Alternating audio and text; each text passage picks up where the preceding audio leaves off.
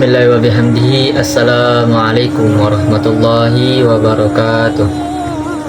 Alhamdulillahirabbil alamin wa bihi nasta'inu ala umuri dunya waddin wassalatu wassalamu ala sayyidina Muhammadin wa ala alihi wa sahbihi ajma'in.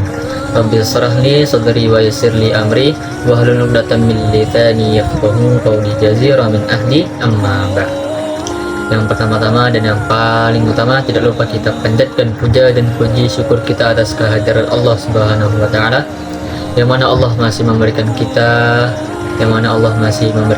berbagai macam kenikmatan. Salah satunya ialah nikmat kesehatan serta nikmat kesempatan. Dan yang kedua kalinya, tidak lupa kita hadiahkan kepada junjungan kita Habibina wa Syafi'ina wa Dzukhrina wa Maulana Muhammad sallallahu alaihi wasallam, dengan melafazkan Allahumma salli ala Sayyidina Muhammad wa ala ali Sayyidina Muhammad, yang telah membimbing kita dari zaman jahiliyah menuju zaman Islamiyah seperti yang kita rasakan pada saat sekarang ini. Baiklah, saya Zaki Syaputra dari kelas 1110. Saya ingin menjelaskan tentang materi ilmu hadis dalam bab 3 yang berjudul tentang hadis maudhu'. Bagaimana penjelasannya? Mari saya jelaskan terlebih dahulu.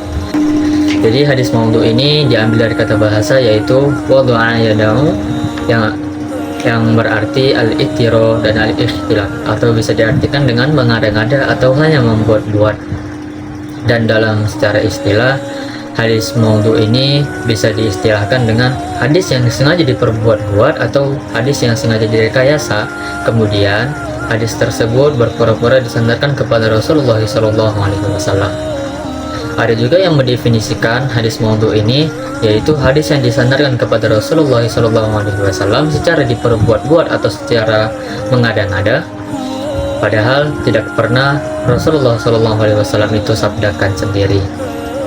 Nah, selanjutnya ialah kronologi terjadinya hadis maudhu'. Jadi kronologi munculnya hadis-hadis palsu ini sudah ada pada era sahabat Rasulullah SAW. Mulai dari terbunuhnya Utsman bin Affan yang berdampak besar bagi kalangan umat muslim, yaitu instabilitas politik antara dua kelompok, yakni kelompok Ali bin Abi Thalib yang didukung penuh oleh masyarakat Hijaz dan kelompok Muawiyah yang didukung penuh oleh masyarakat Mesir dan Syam.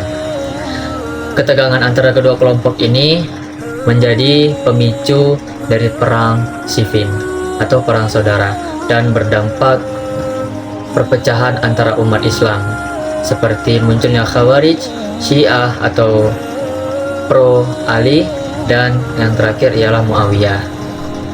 Dipercaya atau tidak, ketiga golongan ini muncul atas landasan politik pada peristiwa tahkim antara Muawiyah dan Ali yang menjadi proses politik.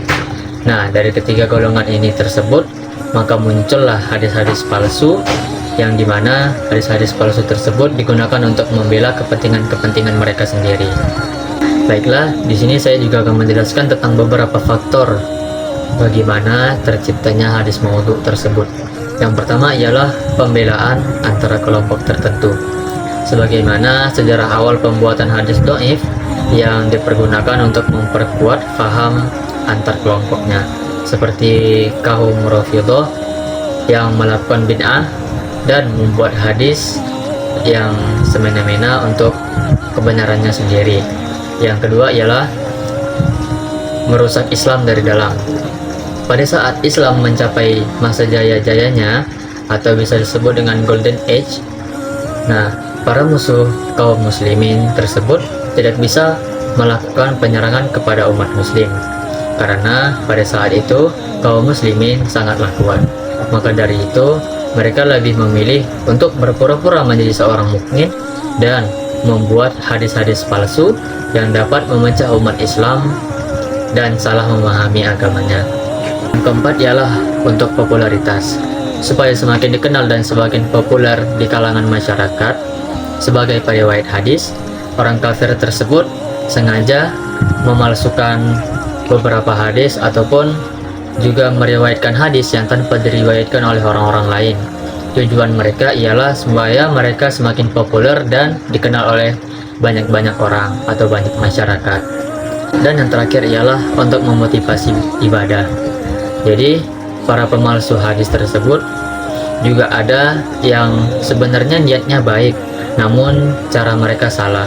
Mereka memalsukan hadis, namun tetap mengatasnamakan Rasulullah Shallallahu Alaihi Wasallam agar orang-orang yang mendengarkan hadis yang ia sampaikan itu bisa menjadi termotivasi untuk selalu beribadah kepada Allah Subhanahu wa Ta'ala.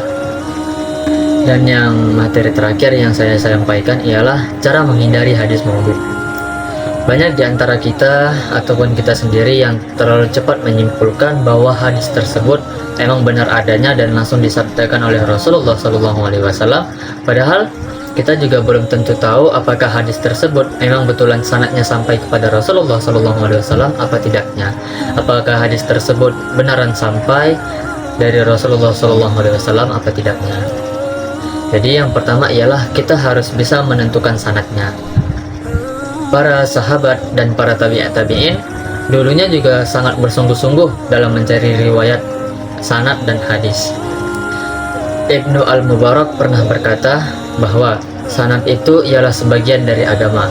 Jika tidak ada sanad, maka orang-orang pasti akan semena-mena untuk mengatakan apa yang dikehendakinya. Yang kedua ialah berkembangnya keilmuan di bidang hadis. Berkembangnya keilmuan di bidang hadis ini sudah ada pada sejak era para tabi'in. Mereka mencari para sahabat yang masih hidup untuk melakukan kebenaran apakah hadis tersebut benar disabdakan oleh Rasulullah SAW apa tidaknya. Dan begitu juga seterusnya. Turunlah sampai kepada para tabi'in. Mereka melakukan perjalanan atau rihlah untuk mencari tahu kebenaran dari hadis tersebut. Yang terakhir ialah membentengi hadis dari para pendusta.